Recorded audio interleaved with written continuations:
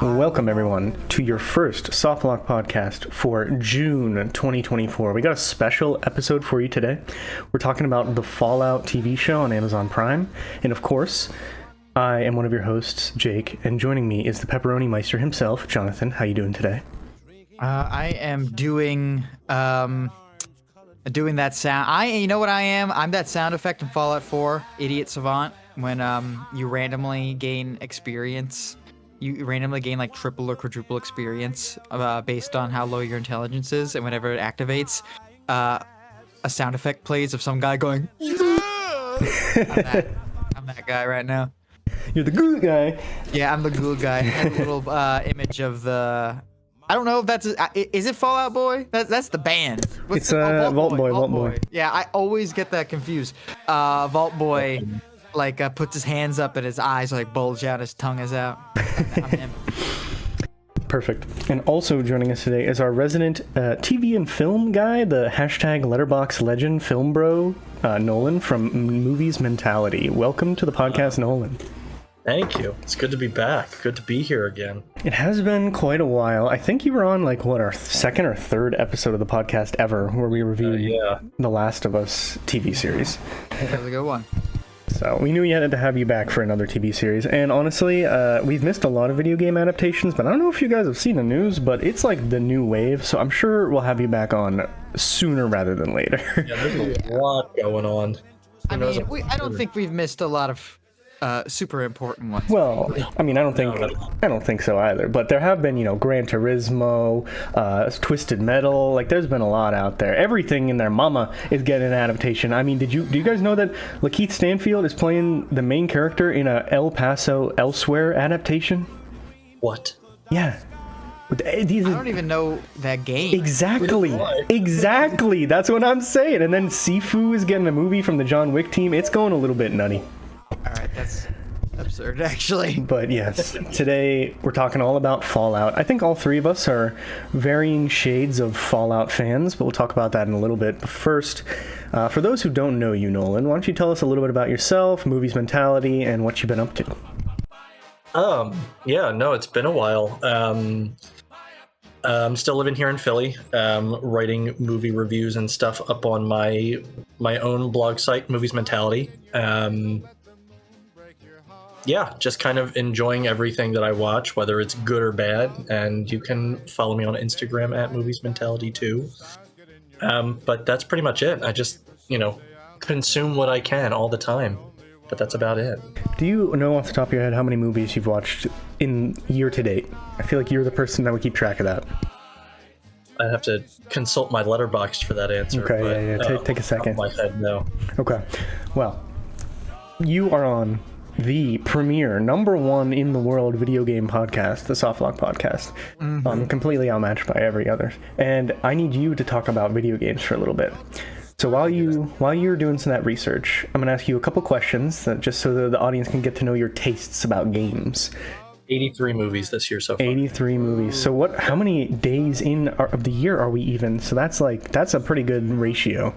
Yeah, there are sometimes I'll go a whole 2 or 3 weeks and not watch anything, and then I'll watch 3 to 4 movies in one day whenever I have off from work. Yeah, I can't watch more than 2 movies in a row, or I start to get mind flood. I can't do it. Yeah. Yeah, let us tell the audience, what is your favorite video game of all time? Red Dead 2. Yeah, quite easily. Gotta get the ball shrinking. I gotta go into cold water on my horse. I gotta see. Okay. I gotta hunt down the legendary alligator. That thing is just a dinosaur. I am the exact audience for Red Dead 2, but for some reason it doesn't do it for me. I know you're a big Western fan though, so I'm glad you get to live that fantasy. Yeah, no, I definitely have a bias for Westerns, and the first one was my favorite for a long time until I played 2. Ironically. Fair enough. But yeah, no, I'm a big fan of the RDR franchise. Cool. All right, what game are you playing right now? What are you in the middle of? I haven't been playing a whole lot of story anything, but I have been just turning my brain off and playing Injustice 2 a lot lately, and I actually think that was my answer last time I was on here too.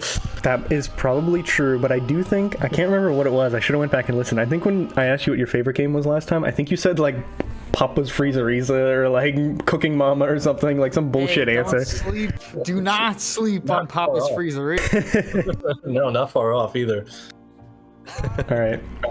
And then, since we're talking about Fallout today, tell me about your history with the Fallout franchise. Not a lot. Only Fallout Shelter, that little like simulator thing. I forget what I don't know. Oh, yeah. exactly. Fallout Shelter. Yeah, I'm a fan. And Fallout 4. That's pretty much my only experience. Fallout Shelter was, whatever. But when I first got my PS4, I got a copy of Fallout 4 for free. And that Can't be free. Still so good. Have you played through the whole thing? You like beat it? Yeah, pretty much. Okay. I'd still a bunch of side quests that I haven't done, but like, Oh yeah. no, I've pretty much done everything. Cool. Do you do any of the DLCs? No, but I want to. What there's Nuka World? Nuka World, Far Shore. There's Nuka World, Far Shore, The Mechanist, and I think something else. I remember hearing about the Mechanist. That thing is The cool. Mechanist. Yeah, there was a lot of DLC for that game. Robots and stuff. Pretty cool. All right, I also started with Fallout 4. Well, actually, I think we might have had the same exact trajectory, Nolan, because I definitely played Fallout Shelter when it first came out, and then when I got my PS4, I also got a copy of Fallout 4 for free. So I played a lot of Fallout 4. Then when I got into PC gaming, I tried a little bit of New Vegas, but immediately fell off. And then most recently, I played through Fallout 1 from start to finish, and I'm currently playing the second one. And honestly, it's because I watched the TV show. If the show didn't come out, I probably never would have played Fallout 1 in my life. That's valid. Jonathan, what about you? When we do episodes like this and we're like, Jonathan, share your history with the series, I feel like every time I'm always like, oh man, this is far reaching back when I was a kid. I don't know why that's the case. Probably because I'm slightly pretentious, but Fallout really is a game that I was shown as a child. My brother was playing Fallout 3 when I was, when did Fallout 3 come out? 2007? 2008? 2006? Somewhere in that's that around then, yeah. We'll say it, 3, yeah. Somewhere in that 3-year range, and it was pretty wild. And he showed me Megaton, which is that town you see right in the beginning of Fallout 3. As soon as you leave the vault, it has the big undetonated nuke in the center of it, and he goes, watch this, and he goes, blows up the town, and he's like, isn't that hilarious? And I was like, what is this magnificent game you're showing me? So my brother showed me Fallout 3 when that came out. I played Fallout 3, but I was a youngster. That was probably one of my first Western RPGs that I've ever played, so it was really just an esoteric experience for me. That even now, I think back on Fallout 3. I haven't really replayed it since, but even now, I think back on Fallout 3, and I remember it so fondly. It's like I'm looking through a dream, honestly. But that from then on, it kind of sparked a lifelong interest in the Fallout series. Fallout New Vegas, I played a ton of. Me and my brother played a ton of after it came out. And Fallout 4 was actually the console getter for me. Like when the Xbox One came out, I was like a late adopter to it because I just simply wasn't really interested in what it was offering quite yet because I just had no reason yet. But then when Fallout 4 was revealed and I was seeing those trailers, I would watch those trailers like on repeat a lot, and that was like the console getter. That was what made me go, no, okay, I need to get it now because I need to play a Fallout 4. And for some fucking reason, I have an absurd amount of hours in Fallout 4, like a disturbing amount of hours in Fallout 4. I don't really understand why. Probably because the gunplay is so good and you can make some really like funny builds. And it definitely did a playthrough or two as Hulk Hogan in a completely unarmed build. Because dude, that character creator for Fallout 4, holy shit, it's so good. Like it's probably one of the best character creators I've ever seen in gaming. Like still to this day, game came out like a decade ago almost. And Fallout 4 character creator is still like probably the best character creator in gaming right now. It is unmatched, and it does the thing with your parents. Yeah, it does the thing with the parents when he creates Sean, which is just I don't know, it's just really really funny. So I and like Jake, I am also I have not finished my playthrough of Fallout 1, but I am currently playing through Fallout 1. You know, as a ton of other people online are doing, as I could see, because of the resurgence of Fallout media ever since this show came out. So that's my history with it. Cool.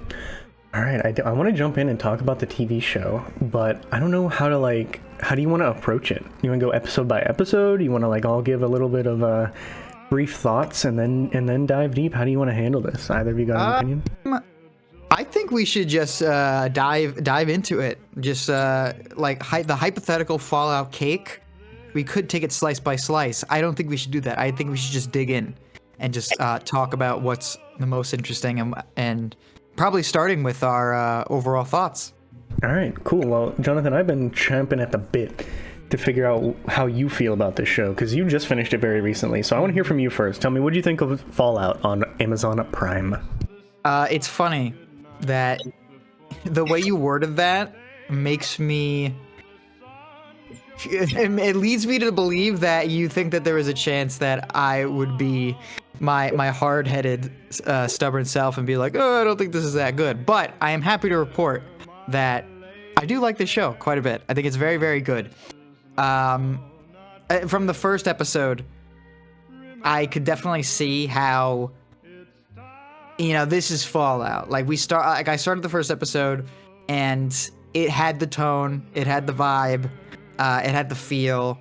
It completely passed as a Fallout. Like I fully believed it from its probably the thing that made me really go like, oh, this is for the gamers. This is for the gamers of Fallout. Was when you know, we get introduced to one of our first characters, Lucy. And she's like, my skills are repair and science and shooting. And I was like, it's the tag skill. It's the tag skill, you know. And I'm just sitting there like clapping my little hands together. And yeah, that's how I feel about it. I do think that this is, I think it was handled very, very well. There's so much for the gamers to really appreciate. And there's so much stuff that only the fans of Fallout, the ones who have played the games, are going to get. That I actually think the show is more geared towards the people who played the game rather than a new audience. I feel like for The Last of Us, when The Last of Us came out, I feel like that was more geared towards getting a new audience rather than pleasing the already existing audience, due to the fact that, for one, it was adapting a storyline that we've already been familiar with for almost a decade. And Last of Us is also much more like movie. It feels more like a big movie. Meanwhile, Fallout definitely feels like it's geared more towards the fans of the game. You know, that could be a good thing or a bad thing depending on how you see it, but you know, I'm a fan of the game. And I thought it was great. I thought it was fantastic. Besides a couple of strange things here or there that didn't really take away from the overall experience of the show. I think we'll get into that a little bit later. But yeah, besides a couple of, like, you know, weird nitpicks I have with it, it's a solid show. Solid show. I don't really have any strong complaints. Pleasantly surprised with it, especially after that very, very small fiasco with the AI-generated advertisements. I don't know if you guys ever saw that, but before the show came out, there was a bunch of like advertisements that came out that were like clearly AI generated, and that kind of gave me a little bit of the willies. I was like, oh no. I really hope I really hope the rest of the show doesn't get this treatment, but it didn't. There was people behind the show who really, really cared about what was going on, and it tells. And I think it's reflected in the product that you have received at the end, and also the I don't think the word sales is the proper phrase, but the reception. I think this is like the #1 show on Amazon like for 15 consecutive weeks or something like that. I don't think that's the right number, but it's some absurd number like that. It's insanely successful, and I think it shows. And yeah, those are my thoughts. Perfect. All right, Nolan, I want to hear from you next. I'm definitely coming in this from more for the TV's perspective. That's what we need. Good. So I can't really speak to how it is for the gamer, even though, like, I've only played Fallout 4, but I felt that, like, so much of this was, like, drenched and seeped in what Fallout 4 was too, and like, that's what I got, and I loved it. I thought it was fantastic. I think it's all really just a big testament to how great Todd Howard is too, for his, I don't know how much he contributed to this, but he seemed to be pretty present in, like, promotional material and stuff after it was released, and, like, on the red carpet and stuff. So I think his involvement definitely helped as well, but I think this really was such a passion project from everybody involved for the people who care about it so much that it really translated really well. And I'm kind of in the same boat with Jonathan with pretty much everything. I didn't really have any major complaints or anything, just kind of a few nitpicks here and there, but, like, really nothing. I just thought this was really well done. It, like, catered to its audience really well, but it didn't, like, I don't know. I don't know how to properly phrase it, but, like, it did fan service well without, you know, beating you over the head with it. But even when it did beat you over the head with it, you kind of liked it, and it was still cut pretty great. But I don't know, I just thought this really worked, and just as a show too, I thought it was just thoroughly entertaining. I just really wanted to keep going with each episode and just see what kept happening. Yeah. Cool. I'm gonna go. I don't know. I'm a little bit lower on it than I think you guys are. I didn't hate it by any stretch of the imagination. I liked it a lot. It's also been a while since I watched it, so forgive me if I'm forgetting anything. But I was a huge fan of Westworld season 1 and 2, which was also Jonathan Nolan who directed this. Yeah. And I was very worried going into it that it was going to fall into a lot of the same trappings from Westworld that I think are ultimately what got it canceled. You know, just stringing the viewer along, never really resolving anything. It got canceled? Yeah. Oh, I didn't know that. That's unfortunate. I heard it was really good. Didn't HBO, like, also just completely erase it off of its own streaming platform? That was an accident. They did bring it back the next day. That was an accident. Well, they deleted, like, a ton of stuff off of Max whenever they merged with Universal. A ton of good stuff they deleted, just gone. And Westworld got deleted, but then they were like, actually, hang on. And they put it back. I see. That's unfortunate. Not to derail you. I just was surprised. Yeah, but I mean, that show really had a lot of problems, but what made it cool was how it was like he never answered any questions until one moment when everything came together. And I feel like they kind of did that in here, but they lessened the pacing of opening new questions throughout, so I wasn't, like, constantly confused, and I did appreciate that a lot. I love how much of a Fallout this is. I mean, everything is, like, this is canon to the games, not that the games really follow any canon, but, like, it doesn't feel out of place. Whenever she uses the stim pack in the first episode and it might just be the exact same noise from the game, same MP3 file, I was like, okay, I like what we're doing here. All the new monsters that are there, like the finger thing in the water, the axolotl looking thing, Gulper, that felt completely in place with, like, death claws and stuff like that. Even though we didn't see any super mutants, I didn't miss them because they had so many new unique things in there, and the way they handle, like, the lore of Fallout in a way, like, not necessarily like this happened in New Vegas and this happened in 3, but, like, having Shady Sands in there as a throwback to the first one and the New California Republic, and then how they handled Vault-Tec and how they're incorporating Vault-Tec to be more of a villain than they already were in the Fallout universe. Like, they take everything that was already there and they use it really well. The one exception to this, and it's kind of where this show drags for me, is I really think they floundered the use of the Brotherhood of Steel. I really didn't like Maximus's plot and, like, the Brotherhood of Steel storyline. I feel like it was incredibly rushed Like it was a lot at the beginning and a lot at the end, and like pretty much nothing in the middle, and then it ends on a cliffhanger. And I know it's a series, so like they're gonna continue it one day, but as a complete package, I feel like the three tiers of the show, we have Lucy, you have the Walton Goggins as Ghoul, which is like the greatest fucking thing of all time. Yes. And then Brotherhood of Steel. I feel like the Brotherhood of Steel part of the show really lacks. Everything else, I was very, very pleased with. And I'm excited to talk about some specific moments that I really liked with you guys.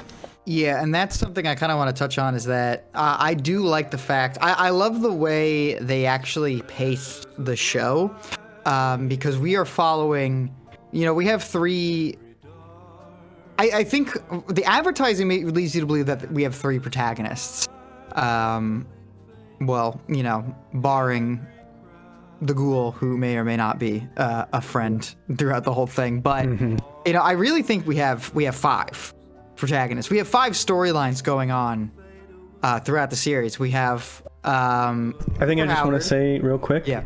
We've pretty much already been in spoilers, but we weren't really. Now I think it's like no hold bar. We're spoiling everything, so get out of here if you haven't.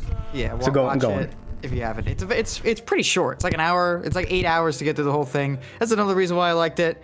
It did not make me dial in for like 20 years. It was solid, it was concise, and we kept moving. And part of the reasons why we kept moving is because we did have those 5 plot lines to go from. We had Cooper Howard before the war.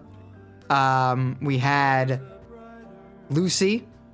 Then we have Norm, who's in the vault. So we have a whole plot line in the vault. Once Lucy leaves the vault, we still see what's going on in the vault. And I thought that was really interesting. And then we have Maximus, and then we have the Ghoul. And I think that Cooper Howard's part, even though we know what happens, like the thing that's funny about why I think Cooper's and Howard's Norm, I'm sorry, not Howard. I think Cooper and Norm's plots are the most interesting to me personally. I was just so interested, and I love the characters, especially Norm. I think Norm's character is just so great. But Cooper's plot is so interesting because we know what happens. We know exactly what happens. We know a bomb gets dropped and Cooper becomes a ghoul and everything goes to shit. But I'm still so interested in this plot line and like kind of piecing together what exactly went wrong between him being a kind of cheesy Western superstar, Hollywood star, to the Ghoul. And I just thought it was great. And especially how that also ties in with Norm's plot. When we see that, Bud's were frozen and were meant to be like the new generation of managers for the vaults, for Vault 31, 32, and 33. I just thought that was really, really interesting because I feel like Cooper's plot did not have to be attached to anything, but it was in that crazy way.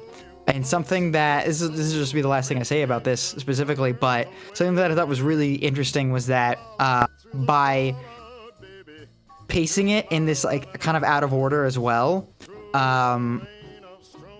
we didn't just see the reveal too early. Like, it was a reveal to the audience. I think the specific part was that when we were getting flashbacks of Cooper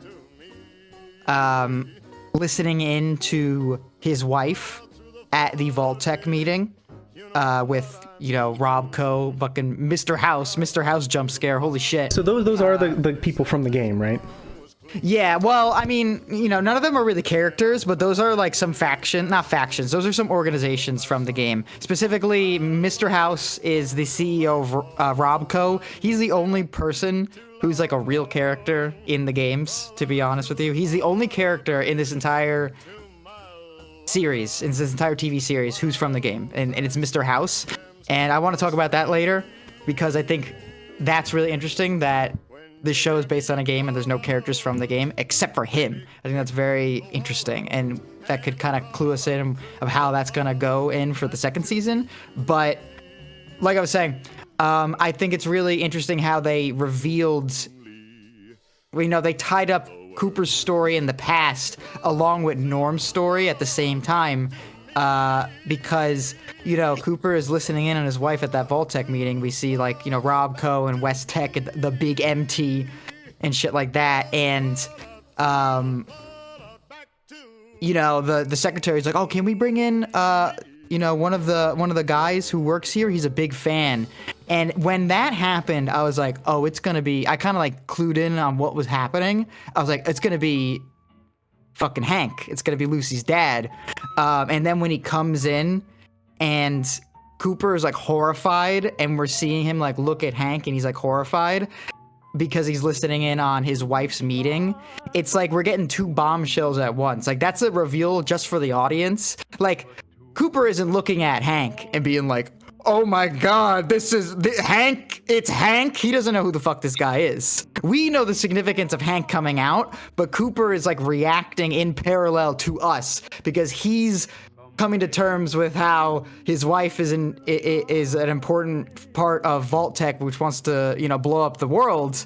And he's reacting horrifically at the same time that we're reacting to seeing that Hank was a villain the whole time, quote unquote villain the whole time. And I just think the pacing, like shit like that, was done throughout the entire show. And you never got bored because it was like, okay, we got Lucy for 10, 15 minutes. Let's see what Maximus is doing. What was Cooper doing? I don't fucking know. The Enclave scientist. I don't remember his name. His name is like Googly Moo or something. So let's see what he's doing. And I just love that pacing. I love the 5 protagonists. It kept me very interested. It was very easy to watch the show because we just kept moving and there was always something new to see, and they all had something to do with each other. So I liked it. It was great. Yeah, that's the good shit from Westworld I was talking about, where you get like 3 plot twists all at once from the same exact moment, and it's like that is the best thing that show has to offer, and I'm glad that they can still pull something off like that in a licensed show that is adapting and built on another narrative. Yeah. Real quick, I definitely want to talk about. Sorry, I really want to say this now because I do want to have like a significant like part where we talk about the last episode, all 3 of us, because I think that is a really significant finale of the season. I think that there's a lot to talk about with that finale. Yeah. What were you saying, Jake? I'm sorry. Before anyone gives another thing, I need to put this out there. Kyle MacLachlan with de-aging CGI gave me like the creeps. It made me feel so uncomfortable. It did not look good. I agree. Did not look good. Nolan, you have any favorite moments or anything? Definitely that what Jonathan was talking about, that whole reveal of Hank and tying it into Norm's story. I thought that was a really interesting pairing of stories to match up, and I really liked that moment. I think the thing that I freaked out the most with, to be quite honest, was when Matt Berry showed up. When he was the voice of the Mr. Handy bots. Is when Lucy was in the Super Duper Mart. I was like, oh, cool, Matt Berry. And then he showed up in the past, and I think my heart actually failed for a second there. He's the actual voice of the Codsworths, right? Yeah. Mr. Handy's, yeah. Yeah, and I had just finished watching one of my favorite series of all time, Garth Marenghi's Dark Place, because I'm such a huge Matt Berry fan. And so I was kind of like, like unintentionally in a Matt Berry kick. So when he showed up there, I thought, I thought I was dreaming or something. I thought I didn't know what was happening. But as soon as he showed up and was talking with, who was he talking with? With Howard, with Cooper. Yeah. I freaked out there. that was a moment in time for me. Yeah, but, that was good. Pretty much everything that Goggins did, everything that the Ghoul did, was just so fucking cool. And I definitely want to talk about the finale and him in that finale. Oh yes, he had a great part. I was already super into the show, but he just kept me coming back. He just kept me in. I just really wanted to see what this broken character was up to. Like, I always have a soft spot for Goggins anyway, because I'm a huge Justified fan as well, but like, man, he's just so great. Just every Yeah. scene that he was in, everything he did with Lucy, with everybody was just so great. The scene when he's with the other ghoul and he's like, remember what did he ask? Like, what did you used to eat or something like that? And he thinks about pie and he shoots him in the face. Yeah. Just that little He does moment. a really good job playing a multi-layered character because he's playing two characters in one, sort of, right? He's So, this yeah. very fresh-faced Hollywood actor, and also like a literally damaged face. Yeah, and I think that's real. I think he does that so well because he's got, not even exaggerating, he's got like 200 plus years of character history to have his character be built off of, and I think that he uses that so well. And I really think the ghoul is like such a complex character because he's really he's a bastard. He's a despicable. He did some nasty, horrible shit in there. He Yeah, does just some stuff horrible shit. But I some feel stuff I was like, comfortable supporting him on, but I was like, oh, yeah, it's he's like gonna do something cool later. it feels almost jarring that he's on so much of the advertisements, and you kind of think that he's gonna be like kind of like a hard ass or something like that, but he like gets along with Lucy and he like softens up throughout the series or something like that. But in that first season, he does not like at all. He's really just like a bastard. But we have so much to kind of understand. Right. Yeah, we have of his to history. peel back his layers, and he has to kind of let us in a little bit. Mm-hmm. And it's great. And just one quick thing. You mentioned Super Duper Mart. I want it to be clear. The Super Duper Mart set was set up in my hometown. And I passed by it when they were filming one day. And I was like, what the fuck is going on? I completely forgot they were doing that. I might have taken a picture and sent it to you guys, but they took this old supermarket that I used to shop in with my parents. And it closed down a while ago. And they used that specific lot for the Super Duper Mart, and they had the whole like the old decrepit cars out and everything. It was bizarre to see, and that was like 2 years ago too. That's wild. So, they let the show cook. They certainly did. That's awesome. It was awesome. If I could talk about the Super Duper Mart scene, I forget, is that episode 4, I think? It's pretty early. Yeah. That whole sequence, that is one of the moments of weakness that I noticed here, where they bring the ghouls bringing Lucy there, they're gonna sell her, and he gets vials from it and all that, and then it's the typical Fallout thing of like, you go in, you're trying to stealth, and then all of a sudden your plan falls apart and you have to shoot everyone in the face, and that's like, that was a cool moment to see that in the game. But up until then, Lucy has been through a ton of stuff, but she's still this, chipper, vault dweller, won't swear, tries to be nice to everyone. She goes in there, gets fucked over, kills some people, and then leaves. And in that, 30 minutes, she walks out, her vault suit is now torn up to be like a dope-ass wasteland suit. She's got the leather strap, and now she's just swearing.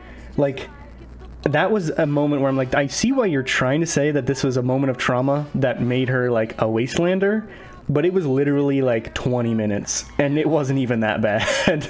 And now, Yeah, 20 minutes at a Super Duper Mart. I mean, yeah.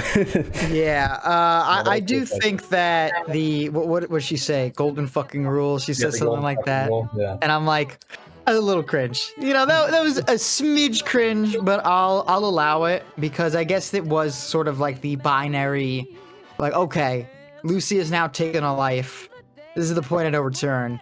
She's a wastelander. But I do think that, first of all, I do think that scene has another small thing that is worse. It is overlooked, what I'll get into in a second. But I actually, to kind of respond to your point specifically, Jake, I think that maybe we're meant to believe that, she keeps on trying this golden rule thing for the past 4 episodes, and it keeps on screwing her over, and now finally she's like, all right, maybe it's ain't it or something like that. I guess. I didn't really believe it. I would have liked to seen that after a moment of like a lot worse something happening, or after just you see her being beaten down. I just didn't really see it.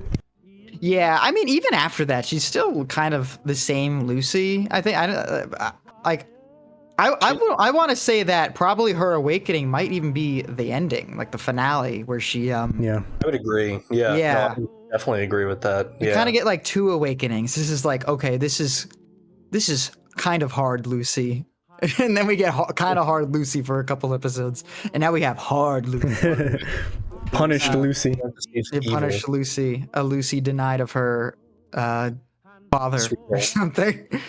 But yeah, something in Super Duper Mart that bothered me immensely, and there's a couple of this is one of the instances of things that really bothered me about this show that were just so bizarre that why were they even in what was the point? Was when she gets brought in by the Mr. Handy, and the Mr. Handy's like, your finger is been torn off. Allow me to give you a new one. And then Mr. Handy gives her a new one. And I'm like, oh, okay. Well, she got her finger back. And then the Mr. Handy immediately goes, I'm going to harvest your organs. And I was just thinking in my head, like, what's the point of giving her the finger then?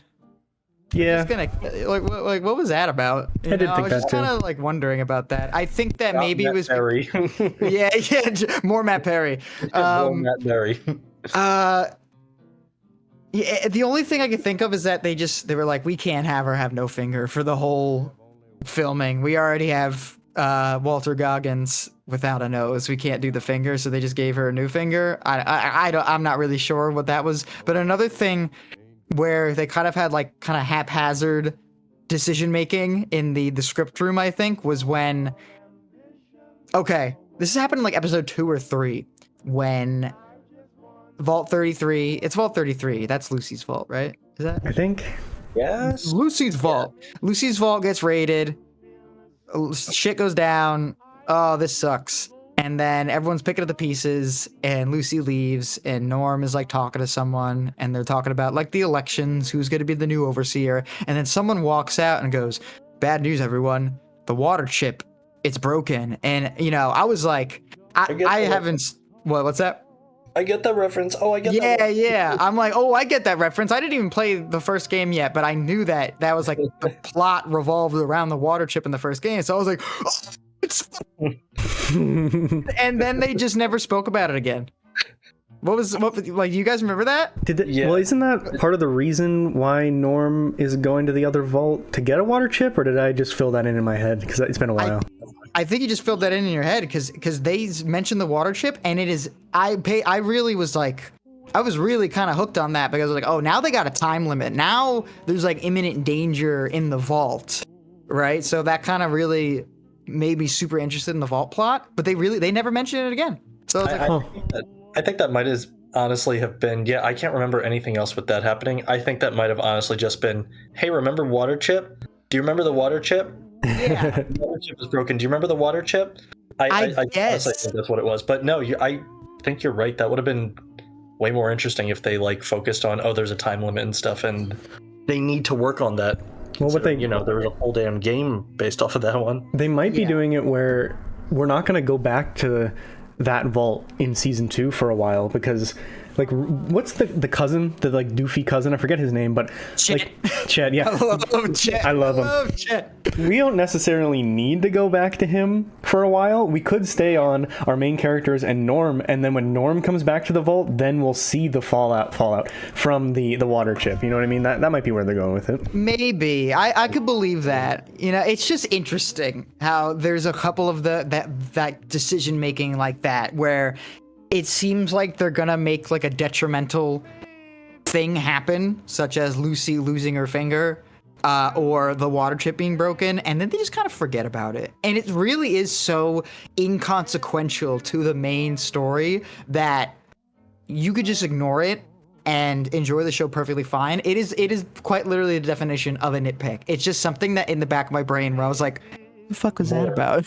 Do more of that. What are you doing? Yeah, like what's going on here? So much of shows and movies are like really made in post nowadays. So I could totally see that being like there was a water chip subplot that got cut, or maybe they were going to include it, but then towards the end they decided, okay, let's go to New Vegas for the next season, so we're not even going to bring up the water chip anymore because we're not coming back here. Like that could, something like that. It's like something happened.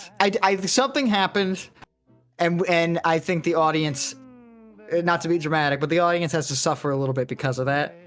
But again, it's not a big deal. Yeah. It's like, who gives a shit at the end of the day? I asked my coworker who loves Fallout and loved this show, and I was talking to him about it, and I was like, remember that? And he was like, Oh yeah, I didn't even process it, but that is weird now that you mention it. It's not even something that you think about. It's such a whatever thing, but I think it's worth noting. Yeah.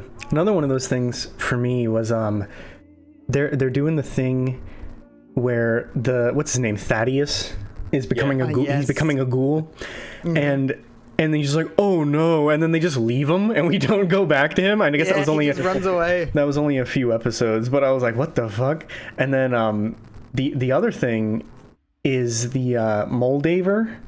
So she's mentioned in the first episode, and then we don't see her for like what, 7 more episodes? You know what I mean? Yeah. Not for a little bit. Well, I mean, doesn't she get brought up when Lucy gets to whatever town that is? She asks the Oh yeah. Yeah, and they're like, don't even say it. You're like, Okay. don't even go there. But yeah, no, I don't think that that doesn't get brought up, because she's just like, where is my dad? Okay, but like, you know who has your dad, so ask about that woman instead. Philly, was that the Another town? thing about Philly, Filly, which I thought was so fucking funny. It's so funny. But yeah, another thing about Moldaver real quick, another weird nitpick thing was that we find out very late into the show that Moldaver was an individual who lived pre-war. That did get a pop for me, actually. I was a little bit into that. Yeah, like that was cool. I was like, whoa, that's interesting, because she's, she wasn't a ghoul when we met her. So I was like, okay, that's really interesting. So immediately the plot was kind of like sewed into my brain with cryogenic freezing, because Fallout 4 starts out with you getting frozen in a fridge. So immediately my brain was like, oh, okay, she must have been frozen or something like that. And then we meet her again, and we see her in the past, like in the later episodes. But it never really is explained how she is just normal. How she's still with us here today. Yeah, how she's just still with us as like just a normal human, like not a ghoul, just a normal lady, just kind of going around. And that kind of like, I kind of wish there was at least one line. I just have to assume that Even she like also was in a fridge somewhere. You want to know what my little headcanon is that we're probably going to see in season 2 is she's a synth. Whoa. Wait, but she died. I'm forgetting about synths. She died? What? She died at the end. She died in the last episode. Yeah, because Lucy was like, because they showed Lucy's mom, and then didn't she like shoot her? Yeah. Lucy shot Lucy's mom, and then but Moldaver shows up. So they raid the NCR. The Brotherhood raids the NCR, and then like most of the NCR die before Moldaver can activate the cold fusion reactor. And then she shows up, and we're like, oh no, she's not going to activate it. And then she shows up with like a bullet in her stomach. She activates it, like slumps over next to Lucy's mom, and she says something like, we did it. And then she dies. I'm checking my notes to see if I had anything to like remember that. I have 4 notes from the entire finale. This is the coolest shit ever. Goggins is a god. Wow, I'm speechless. Walton the spy Goggins. Yep. Yep. All I have from the episode. Yeah. But yeah, Moldaver is certainly dead. If she's a synth, she could come back to life. Just saying. That is true. But I do wonder if we're gonna go to New Vegas. Well, then Where does the Institute come into this? That's the question. Let's talk about the finale. I think we're kind of floating around it. Let's just go straight from beat to beat, talk about the finale, and then see how we feel where we're going with season 2. Yeah, I think we've been beaten around the bush, but it's unavoidable. We have to talk about it. God damn that finale. Oh, it was great. It was great. Everything came together, and it was just like nonstop reveals, revelations, and callbacks to the games, and also just like just a little bit of like a gamer circle jerk where it's just like, yeah, baby, we're doing New Vegas. We're doing New Vegas. We're doing New Vegas. And I actually kind of can't fucking believe it. I actually can't believe it. I can't believe the final shot of the show is them looking out to New Vegas. That like actually kind of blew my mind. It is crazy. And you'd think, there's a lot of like they put this on Todd and the team, but like clearly no one's ever actually said this. They don't even like New Vegas because they didn't make it. They try to pretend it didn't happen. And you're like, no, New Vegas is like one of the most popular Fallouts. Of course they put this show in California mainly to, fit in setting with Fallout 1 and 2, call back to that, but also to open up New Vegas as a possibility. And I think that you're right. Like it's such a big thing in all of video games, New Vegas, that like they'd be so dumb to ignore it. Like, I would absolutely love to see them do it and focus on it, but like from the perspective of somebody who just watched the show and played Shelter and 4, if they, were like, hey, remember New Vegas, and then walked through it and called it that, I'd be cool with that. But like, I know they should do way more there. I think the really interesting part about this, the really interesting discussion that we could have about this, is that the Fallout show is kind of its own thing. There is no aspects from the games that have been super lifted from. Of course, we have the callbacks of like certain like gameplay mechanics in certain locations, like Shady Sands, the Brotherhood of Steel, NCR. We get all that stuff, right? But we don't really get any main characters. We don't get any like specific locations. Like, we do have Shady Sands, which is a major location of Fallout 1 and 2, but even then, it's not like the same Shady Sands. It's just called that. Yeah. It's completely different. It's the Shady Sands that has been blown the fuck up by a nuclear fuck bomb. So it's really like, is it Shady Sands anymore? Not really. It's like not the Shady Sands that we're familiar with. I totally forgot about the NCR until you just mentioned it, but that got the biggest pop out of me through the entire show. NCR is nuts. When she pulled the fucking flag out, I was like, no fucking way. That was also like a sick reveal. And that's the thing. They kind of kept it all towards the end. It was almost like they did like not a bait and switch, but like a gotcha moment. It was like, this is a Fallout, but this isn't too Fallout, And in the last episode, we're like, no, just fucking kidding. It's Fallout all the way, 24/7. This is Fallout, NCR, all this stuff. Kept you waiting long enough. Yeah, it kept you waiting long enough. And it's like, this show has lifted so many aspects from the games. The main three characters are sort of representative of main aspects from most of the series. Lucy is like is a good character. The Ghoul is like an evil karma character, and then Maximus is a neutral guy, but then we have like, Lucy kind of lifts a lot of aspects and tone from, I think, probably like the first 2 and 3. 3 is about the plot to 3 starts with a vault getting raided, and then the protagonist goes out into the wasteland to find their father. That's the plot of 3. Fallout 4 is very Brotherhood heavy. Brotherhood is super big in Fallout 4, and the power armor is a big aspect of Fallout 4. And of course, the Ghoul is a cowboy. So New Vegas is kind of like the tone that is brought to mind when you think of the Ghoul. So there's so many aspects of tone that are lifted from these games, and nothing like is like explicitly lifted from these games. And in that final episode, we really get like the real thing. And the most bizarre thing is the things from New Vegas, I think. Specifically, Mr. House.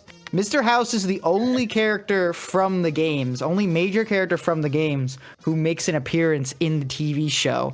And that is fucking bizarre. It is really bizarre, not in a bad way, but I just like, it's kind of hard to wrap my head around it because Mr. House is such like a unique and cool character in New Vegas.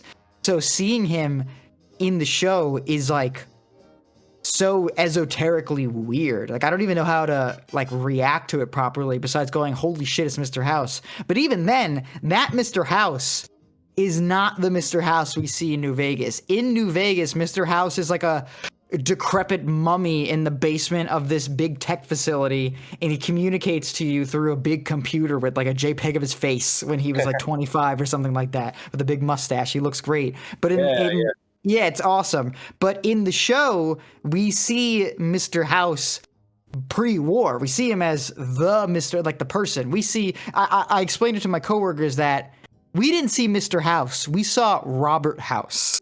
Like that wasn't Mr. House yet. But his appearance at the end of the game, at the end of the show is a total setup to show that he's gonna be some type of, I'm assuming some type of main character or recurring character in the next season. I mean, it would be kind of disappointing if they were like, look at this character that, you know, is very beloved in the franchise. We're gonna bring him in at the end, and in the next season, I don't know, he just fucking like dies off screen. Like, I don't think they're gonna do that. I think it just makes sense for them to make him a major character. So now we have this weird, I don't know if you guys feel the same way, but I think it's so bizarre that we are going to see possibly more characters extracted from the game in the next season. And that's all because of the appearance of Robert House in that finale. I mean, I think it would be, yeah, it would be cool. Yeah. Yeah, I think it would be awesome. I love Mr. House, but that also, you gotta wonder. I wonder what else they're gonna bring up, because also in the timeline, I'm gonna get. I won't talk about this for too much longer, but this is just another like food for thought kind of thing. The timeline is that the Fallout show takes place a couple of decades after like Fallout 4, so this is long after the events of New Vegas and 3, and if this is following that, if this truly is like, you know, quote unquote canon, if this is actually going to follow like the plot lines and the timeline of the main video game series, then you got to wonder like, oh, if Mr. House is going to be a main character in season 2 and it takes place decades after New Vegas happened, then we can assume that the canon ending to New Vegas was the house always wins, where you side with Mr. House and he takes control of New Vegas, right? So it's like, what the fuck are they gonna do? This is like what's going through my brain with this finale. And I don't know if you guys have any thoughts on that, but I just think that's so interesting. I think they have to make him a main, doesn't have to be a main character. Maybe like same amount of screen time that Thaddeus had. I feel like he should have a little less than screen time than Thaddeus had. Probably like a Bull Daver tier character. Does that make sense? Yeah. Well, what if he's a main character? Sorry.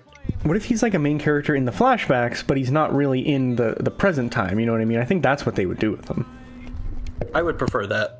Maybe. I think that's what they should do. Like, I mean, because he was so integral to the decision that was made in the finale that, like, I mean, you don't just show the guy that killed the world and then you're like, not really gonna go back to him.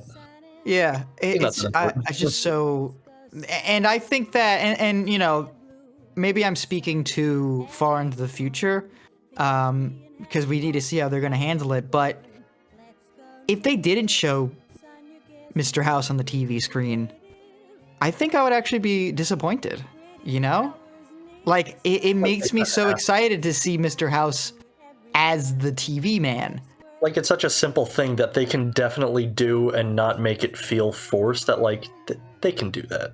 They can like, definitely. Yeah, that's where, yeah, it's just a wonder for me, you know? I think big picture, I'm wondering where they're actually going to be taking the plot, though, because at the beginning of this series, we had a goal. We're going to leave the vault, we're going to get my daddy, we're going to come back to the vault. Now, it's become so much bigger, become so much more widespread, and so much more important to, like, literally the world. But my thing is, you can't have the Fallout TV show end with, like, we cured radiation poisoning for good and fixed the world and now it's green and everything's good again. So what is like the trajectory that we're going on? I'm so curious to see that. Yes, like, and I agree. What will Lachlan do next? Where does that go? And that's another thing where when they showed New Vegas at the end, Monkey Brain was like, holy shit, we're going to New Vegas. And then I was like, wait, why are we going to New Vegas? Yeah. I guess that's where Hank is headed. Yeah, what does it mean? Yeah, like what is he gonna do? Like, what does New Vegas have to do with this? Because really, all we have right now is that Hank seems to be traveling to New Vegas. I guess. There wasn't any cliffhanger. I have to say that there wasn't like a big. If you're not like a fan of the games, I don't think that there's going to be a big incentive for you to watch season 2 besides, just enjoying the show. There Enjoyment, wasn't yeah. like a big cliffhanger at the end. Well, We the kind of Brotherhood, wrapped up- the Brotherhood got cold fusion technology. I mean, that's a pretty good cliffhanger because now you're like, oh shit, this fascist society is gonna rule the world. That is true. But I don't think that it almost feels like they skipped over that. That's like They did. That's like a revelation you make by yourself. That's not really what the TV show was focused on. The TV show was definitely focused on Lucy and the Ghoul were going, well, we got to find your dad if you want to make him answer to what he's done. And then Lucy goes, okay, and now we're following Hank to New Vegas. But then I'm like, why is Hank going to New Vegas? What is he gonna do to New Vegas? Like how? Like what is Mr. House? If he's in the show, what is he gonna do? He's going to What- gamble away all of Lucy's college bottle cap funds. Yes, I guess that's what he's gonna do. Yeah. Like that's another weird thing that I really only just thought of this right now, is that like, where are we going with this now? Well, here's my like idea, and I haven't played a lot of New Vegas, so I can't tell you what plot threads in there might be relevant or whatever. But just as someone who hasn't played it, I would think that what we're doing is Hank is going to New Vegas because he knows that someone that he knew in the past, either from Vault-Tec or Robco or whatever, is there, and this idea that Vault-Tec is the ones that caused the bombs to drop, and they wanted the war to happen, they wanted the world to end, and they have Buds frozen and all this stuff. There's definitely more secrets that we wouldn't be able to know yet, of like things Yeah. they did in the past that Hank is probably going to get. Maybe there's some type of storage of a bunch of Vault-Tec people in cold storage under New Vegas or something like that. That's where I imagine we're going. Yeah, and I do think that this decision to go to New Vegas it's a risky move, I gotta say, because if the Fallout show sucked, it would be disappointing for sure, but I don't think that would have really stepped on any of the legacy that the games have kind of created for themselves at this point, because it was so distant from the games. They had the spirit of the games, but again, we didn't see so much of the games themselves that they could have, like, I don't know, fucked it up or anything, right? But I think if the show like sucked altogether and they just teased New Vegas, it would have been like, I don't know, like, oh god, I'm upset that I am making this reference now, but I don't know if either of you guys saw Alita Battle Angel. oh boy, oh boy, I know about it. Well, you know, at the end, how they teased, whatever villain. I don't know anything about the source material, but they teased that villain for like a sequel. But like, it's not going to happen because it's fucking ugly and nobody liked Yeah. it. That's what it would have been like, where it was like, okay, I just sat through shit, and they teased this one thing that everybody knows and likes, and it's like, okay, maybe I would see it for that. I feel like that's Yeah. how it would have been, but such was not the case. Yeah, I guess the question is now, I feel like reception is going to be a trickier game now, because if the Yeah. Fallout show, if the first season sucked, I feel like you could have done a lot of legwork to just be like, it's separate from the game, who cares, and we just forget about it. But the more we go into game territory, bringing in characters, whoever the fuck they bring in, maybe they won't bring in anything and they'll just bring in the setting and that'll be it. But the more they take in from the game, I think the harder it will be to please certain groups of people, for good reasons and for bad reasons. And that's also something very interesting that I think we have to think about going into the second season, whenever that happens. You start to lose the casual viewers after a certain point, because it's like, okay, what does that mean? And then you maybe they start having to like really appeal to the diehard fans. Yeah, like, are they going to make a choice? Who are they going to take preference over? Yep. New viewers who do not play the games, old viewers who are big fans. Who are they going to favor? If they can't find the middle ground that pleases them both, who are they going to favor? Someone's going to suffer either way.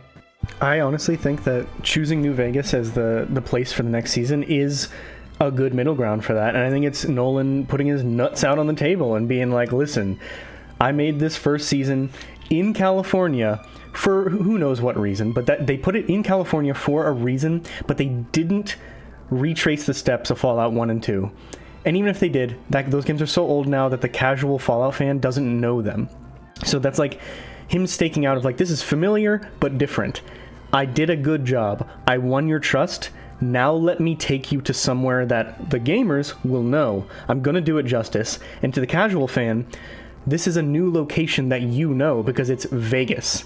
And Yes. I think the only other option that he really would have had to do a move like that is to go to SF.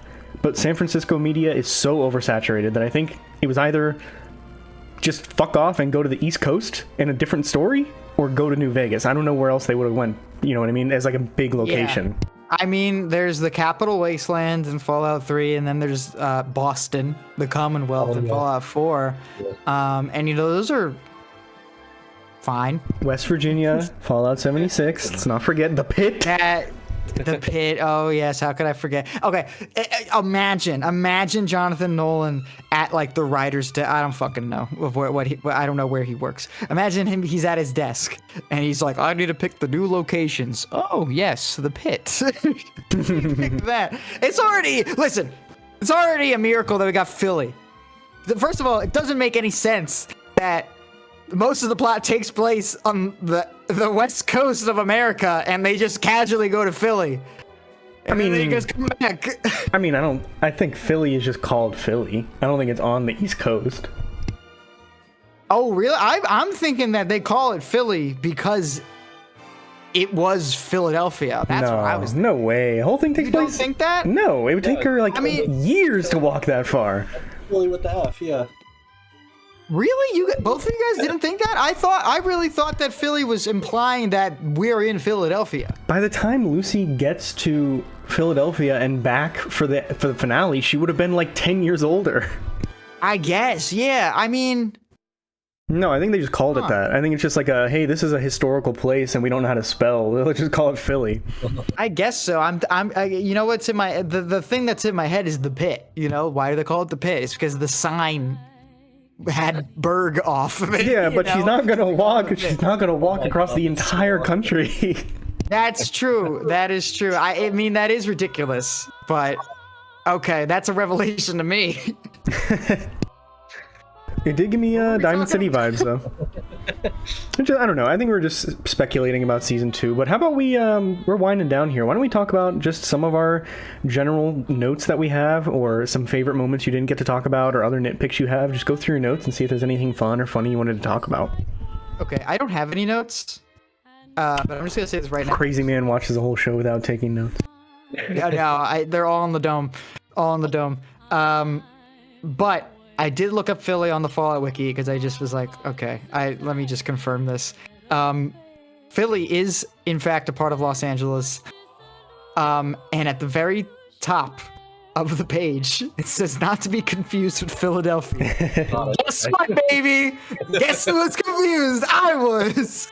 You didn't check the wiki before thinking about that, Jonathan. Yeah, Come on. I didn't think about it, I guess. Check the wiki before you think thoughts sometime. Oh my god. Yeah, and here's the wiki man. Not checking the wikis. Fuck is wrong with me?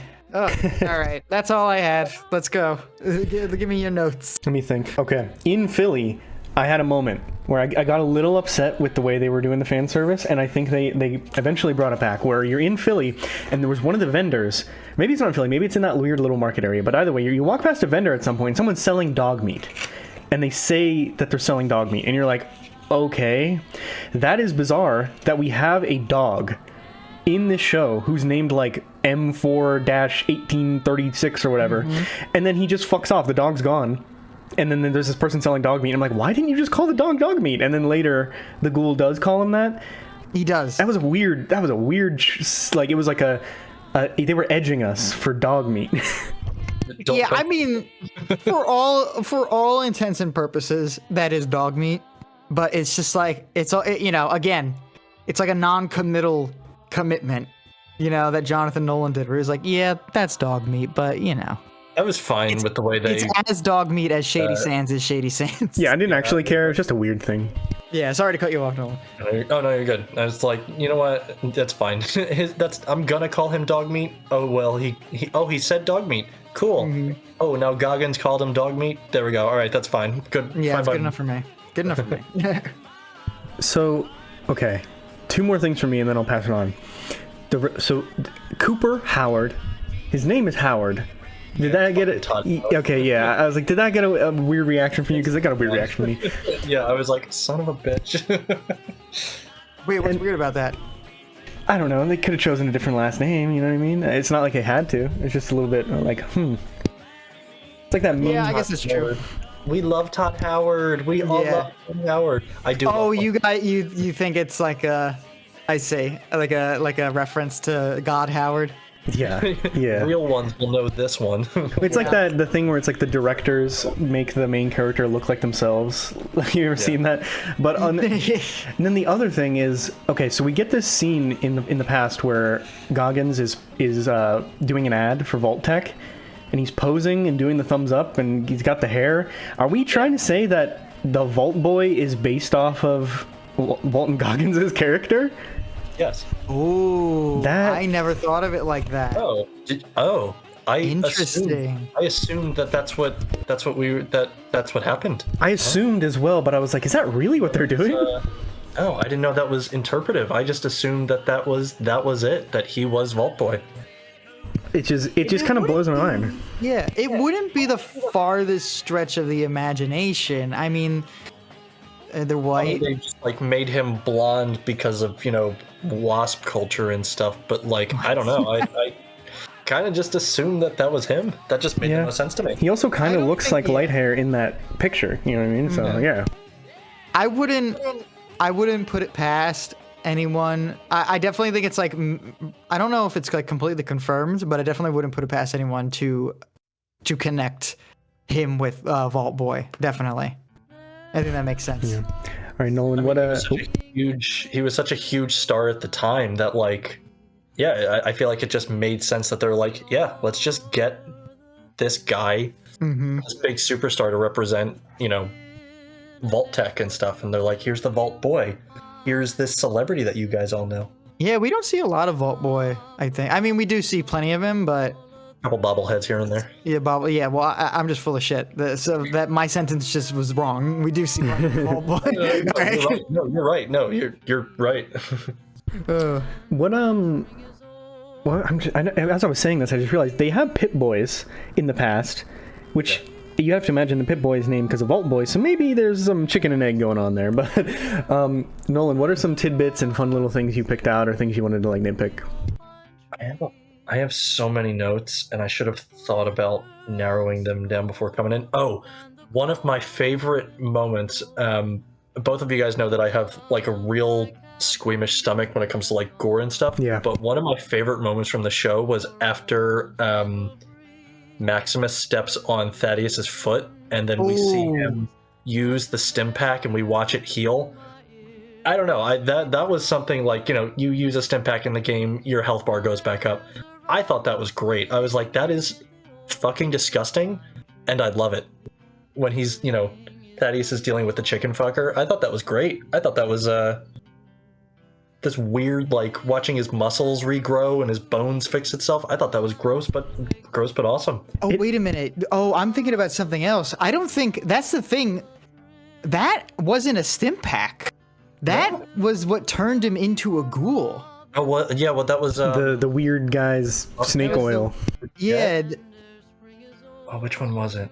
And something that was really bizarre to me was that I'm actually really glad you mentioned that, because what the fuck is that? Like, that is such like a mysterious like doodad that just shows up, and we never really get an answer out of it. And something I read online is well, there's already a decent amount of changes to the ghouls. For one, the ghouls have to take that medicine or else they become feral, which is, a show invention, which is fine. Well, we always had like regular ghouls and feral ghouls, so I think they're just kind of connecting the dots. Yeah, but I think the game has an explanation of what makes them feral. I'm not entirely sure, but I know that is a show invention. Definitely. As 100% show invention, and that's fine and good. Ghouls being like regenerative and like semi-invincible, also kind of a show invention. Also fine, not a problem. But that serum that Thaddeus takes, I read online because there's no answer to what it is, and Jake, you'll know this. Oh, Nolan will not know this, but Jake will know this. Somewhere online, I read that someone said that they think that's FEV.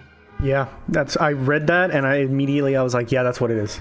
That is exactly what it is. It has to be FEV. And for the people at home who don't know what FEV is, and Nolan, do you know what FEV is? No, I do not. So that FEV is called Forced Evolution Virus, and it is what makes the super mutants. It's this compound that when exposed to organic material, it makes them like huge, like super mutants and all crazy and shit like that. And that is like, FEV is a really important plot point to Fallout 1 and 3, and it also has some pretty important background roles in like 4 and New Vegas and stuff like that. Like FEV is a very important backbone to the series. It's what created the super mutants. And it's interesting because if that is FEV, if that's what we're going with, a couple questions. One, why does that guy have it? Why does the snake oil guy have it? Well, I don't question that guy. You're right. Pull out a fat boy, and I'll be like, you know what? That makes sense. Yeah, he was also about to like shoot himself in the head before Thaddeus came along, which I thought was really funny. That's fine. Second question, why did it turn him into a ghoul? Third question, are we gonna get super mutants? I really want to see super mutants because I really like them. Yes, give me super mutant. Oh, dude, Thaddeus right now. I would love that. I'm not even fucking around with you right now. Well, I thought that's what was gonna happen. I thought he was gonna turn into a super mutant. I would love to see it. That would be a great segue into introducing the super mutants, because it's like we didn't see them. How do you just bring in these giant fucking green monster things? Oh, Johnny Pemberton is turning into a fucking super mutant. he's hulking out, quite literally. He's going beast mode. Yeah. Got it. I really hope that we see super mutants in season 2. It's actually kind of surprising that they're not in it, because super mutants are a staple of the series, I think. So it's not a ding on the show for not having them in the first season. Like, that wasn't a big deal at all. It wasn't about the super mutants. It's fine. But I hope we do. I hope we see them. I don't even care. I hope they're just in like, even if they were in one sequence where they fall into super mutant camp and it's all like fucking crazy. I just want to see them. So I think that'd be cool. Yeah. Yeah. I think it might be a budgetary thing, because you'd imagine they wouldn't want to do it all CGI. They want to do some practical, and like in The Last of Us, ridiculous. And they did the bloater. But so the thing that I'm thinking of is, have you met the character Harold in Fallout 1? I have, yes. He is a recurring ghoul character, right? Yeah, and he really? mutates. Yeah. Well, either way, What were you gonna say? I'm pretty sure that I remember him saying that he got turned into a ghoul because he was exposed to FEV, but he wasn't like fit for it or whatever. Mm-hmm. And that could be what they're doing with Thaddeus. Oh, that would be really interesting. I didn't realize. I guess it makes sense, because in the games, in the games, I guess I always thought that you become a ghoul when you're exposed to radiation, but you don't necessarily die, so you become like ghoulified. And then you become a super mutant if you're exposed to FEV, but those don't cross-contaminate. But you're totally right. I do think that FEV can make ghouls as well. So that's really... And Harold specifically, not to spoil you, but Harold is actually in Fallout 1, Fallout 2, and in Fallout 3. And he has a drastically different appearance. Okay. In all 3 of them. Are you going to play Fallout 3? I want to play the pit. But okay, well, he's not in the pit. He's in the other DLC, and he's a tree. So okay. Oh, I do know Harold. Oh, yeah. So I'm not gonna talk any more about it. I just want you to know that he somehow becomes the Harold we know, and then he's a tree. So cool. Yeah. Maybe he'll show up in the show. But Nolan, I feel like we kind of went off on a tangent after your first bullet point. So I don't know. Give us something else. I'm so sorry. No, don't be. No, I love the discussion. Mm-hmm. Try to get like 2 more points in. The whole bit where Lucy asks Maximus if he wants to have sex, and he's like, no, you don't want to have sex with me. My penis explodes. I'm like, this is great. This went from like really corny and cute to like really fucking funny.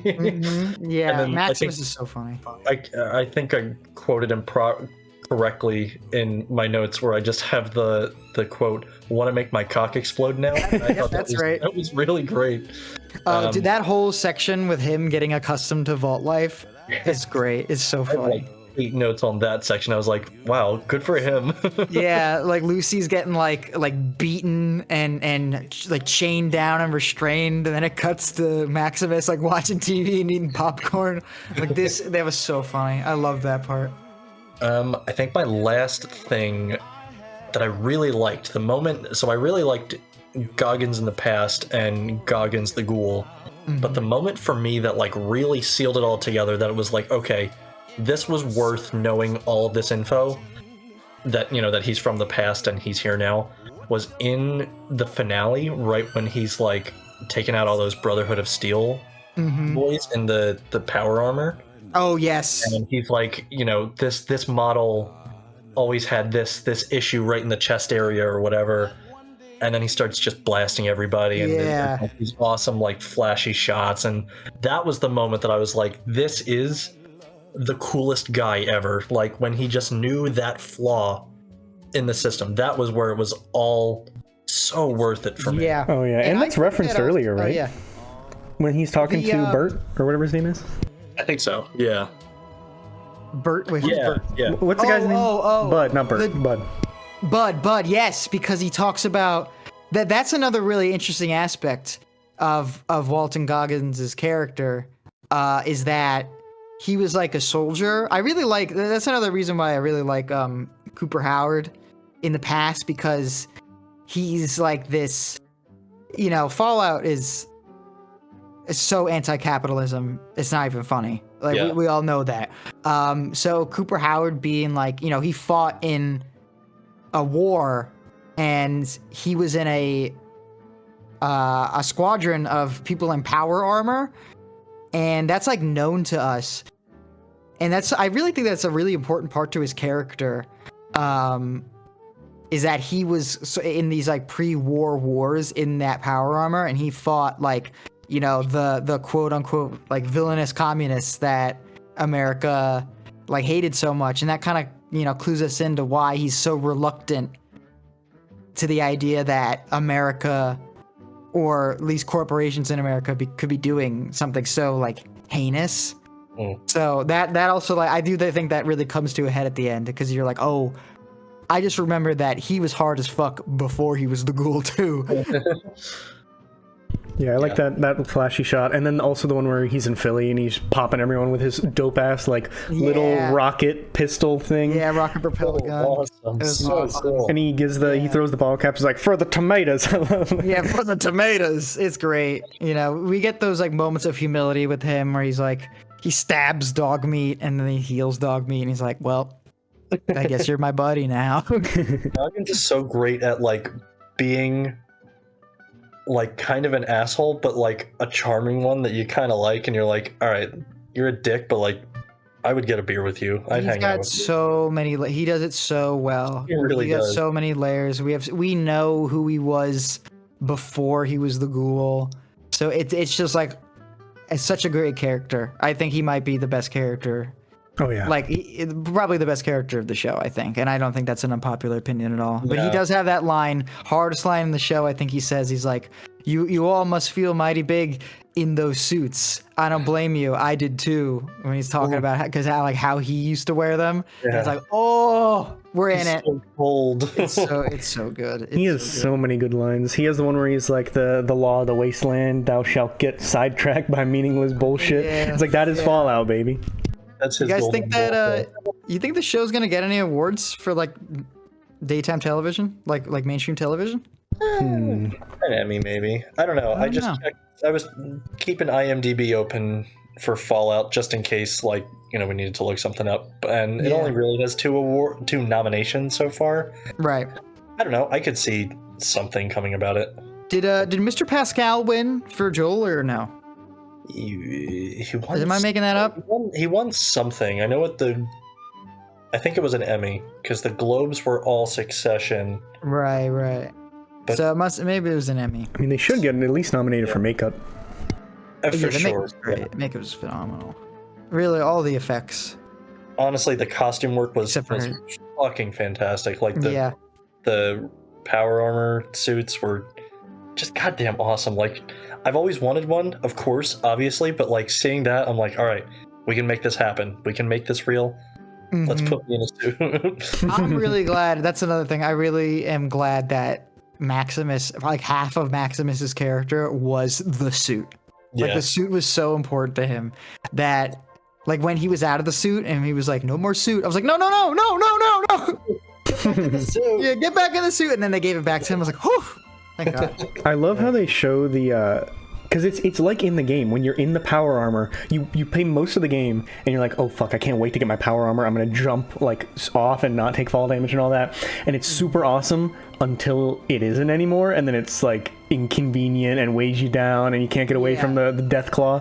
And they show that in like the first episode with the dude who was in the suit of the first. He's like buck buck buck buck buck buck. And he gets bodied by a Yaogwai.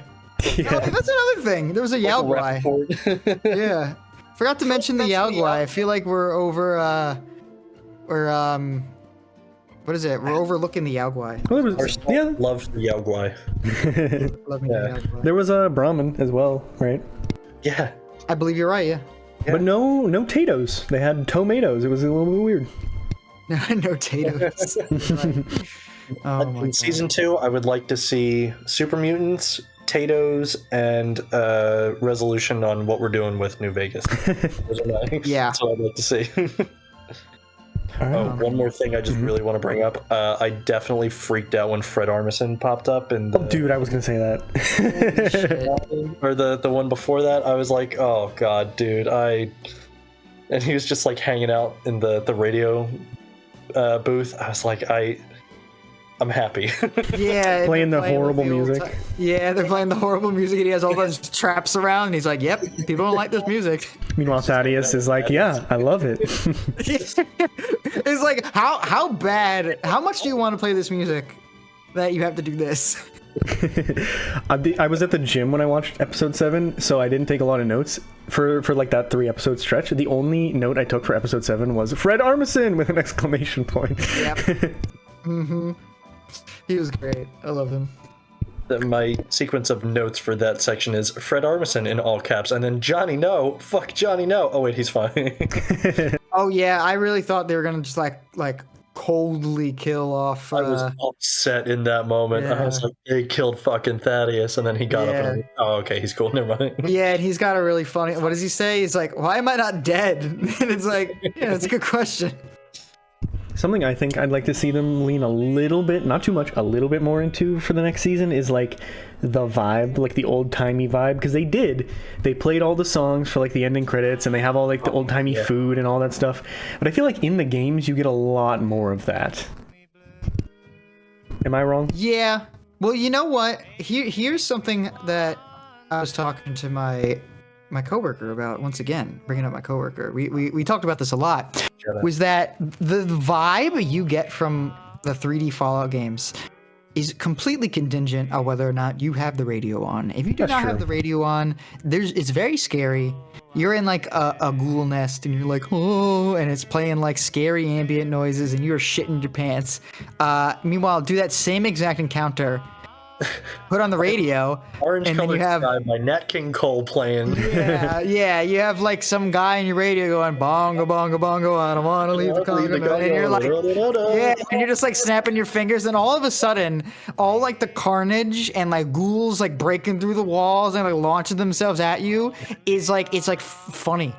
And I think they do that in the show great. They have plenty of moments where there's like carnage happening, and they play like an old timey song, and it's like kind of changes the entire feeling of the fight to be like, this is funny in a way. Like, this is like hypnotizing. The carnage is hypnotizing. Like, look at this. It's like stylish. It not almost looks distracting. fun. Yeah, it's Yeah. not distracting. The combat almost looks fun when we know that none of these characters are having fun. Except for the ghoul. Ghoul's having a good time. No, he's always having a good time. Yeah, like there was that part where in like the last episode or something, or maybe it was the 7th episode, I'm not sure, where the Brotherhood finally catches up to Maximus and Lucy and Johnny. I mean Thaddeus. And you know, they're saying like goodbye. Like Maximus is like, I'm gonna stall them. You go. Like take the head. I'll go get them. Like I'll stall them. And they start kissing. And then the camera pans down, and they both have severed heads that are also kissing. Yeah. While like the song is playing. Like that's, you know, it's great. It's great. I thought that was really cute. Yeah. Their romance was, it's like almost forced, but I really liked it. It got better as it went along, and it made more sense. Like it was like, okay, we have a male and a female character. Do they have to be together? They don't. Yeah. But then they do, and it makes more sense in the end. I think it makes way more sense for Maximus to be head over heels for Lucy, because this is probably the first person in his life that was nice to him. True. So, and that's another thing. Maximus is a really interesting character because he's like kind of fucked up, but like he's headstrong to take on anyone, but at the same time, he's got some issues in there, and I agree. I dig that. Thanks for the lyric drop. The lyric drop that you just did. Yeah, he's like just a product of the wasteland. Like he's not necessarily like a bad person. This is just how he was raised, and also no one has ever been nice to him in his whole life. No one told him that his cock is supposed to explode. Yeah, like how the fuck do you live like that? This sucks. Yeah. I really liked Lucy. I feel like we didn't touch on her a lot, even though she's the main character. Yeah. It's because Goggins really stole the show, but I didn't like her at first. She was rubbing me the wrong way, and like I don't know. I was just kind of defensive, I think. But by the end, I was like, you know what? I really, really would like to see another season of a lot more Lucy. I don't think they could have done a better job with a main character that isn't like straight out of the games. Yeah, I think Lucy is like really, really headstrong, because she is so idealistic, and you know we're slowly seeing this kind of like peel back in a way. But I do think that we're gonna see like a different version of Lucy, but still like that idealistic person that we sort of like saw in the beginning, because we see how things are more complicated than she ever could have imagined. But the way her character like handles it, and the way Ella Purnell portrays it is great. She is a pretty good actress for something like this. I'd like to see her take on a bit more darkness and see if she could actually like take it, but I feel like she can. Yeah, I worry that Lucy is just too goofy of a character to take seriously. I guess we'll see. I feel like that's what she could definitely do in season 2. Like season 1 was definitely a good way to harden her up to the wasteland and kind of get her accustomed to everything, and you know, give her some trauma here and there. She can have a little trauma as a little treat. But I think now with the way things ended with Hank and you know everything that was revealed to her in the end, I feel like that's definitely something for her to like some darkness for her to stew on in the second season, and I think that would be a great catalyst for more evil Lucy. Yeah. More dark Lucy to come. I agree. I think that the moral compasses of all these characters is also a really, really interesting part of the show, and you know, I think that's very important to the games, especially like New Vegas. New Vegas is all about your moral compass and who you decide to side with. And I really do think that most of the characters have a very like I can't think of, there's not a lot of characters who are just like straight dicks, except for maybe like most of the Brotherhood. But you know, like people like Thaddeus, like you know, Thaddeus bullies Maximus in the beginning, but then we kind of like see why he did it, and you're like, oh, poor baby, oh. But even characters like Hank McClane, even though he's like revealed to be surprisingly villainous at the end, there's still a part of me that is like, you know, you are a real sack of shit for all this, but I get it. I understand why you did it. Does that make sense? Am I the only one? Yeah, I mean, yeah, no, yeah, definitely. Sorry, I just forgot to respond to that. No, I get it. I agree. Yeah, like if he didn't ever get like captured, and if he didn't ever like leave the vault, he probably would have been a pretty good guy overall. Yeah. But you know, his He whole did goal was to blow protect up his- the Earth. He did. Well, I mean, he didn't. Yeah, he's a middle You're manager. right. You're right. He didn't. He was a part of the company who did it, but that's another question, because Cooper's wife isn't necessarily evil. She was working at this company because she knew that was her best chance of survival. She probably thought that, you know, this was all gonna happen whether or not she's involved or not, so I might as well do it so that me and my family could survive. It's a lot of really good questions, but Bud is a fucking asshole. Bud is like actually terrible. Brain on And a everyone Roomba. else- yeah, brain on a Roomba. I mean, it's funny when he's the brain on the Roomba, but yeah, Bud is pretty horrible, and all the other CEOs at that round table, except for Robert House, unless we find out he did some heinous shit, which I would be surprised, but also not surprised. Typical. Because his character in New Vegas is like pretty lawfully like good, I would say. He's probably the most like good person in that game. And kind of in that roundtable discussion, he was sort of like, this is stupid. I don't know, and making fun of like, you know, Frank Sinclair of the Big MT, something like that. So, you know, it's kind of bizarre that he was even in that meeting to begin with. So, yeah. Well, I guess we will see what's going on with Mr. House in season 2. I think this is where we're going to wrap up for today. One more time, Nolan, tell people where they can find you online. You can find me on Instagram at Nolan Kelly, just my regular one, and you can also follow me on Movies Mentality on Instagram as well. You can see whenever I'm writing new articles and stuff. Cool. Yes. What do you got in the tube? What's the next article coming up, you think? I have a little review roundup coming in where I'm talking about Dune 2, Zack Snyder's new Rebel Moon movie. Yep. Night Swim, that wonderful piece of and some John Green some John Green trash that I also experienced. But yeah, that's coming down the pipeline, and some fun things are coming in June, so Ooh. hopefully I'll have reviews on that too. I'm excited to Very see excited. your Furiosa review. It's a good time to be a fan of Wasteland. So we got Mad Max, we got Fallout, we got Wasteland season and Fortnite. It's popping off. I That's might true. actually be going to see Furiosa tomorrow. That might be on the docket. Have you not seen it already? Not yet. No, I just haven't had the time. Whoa. Yeah, Whoa, no, that's kind of crazy.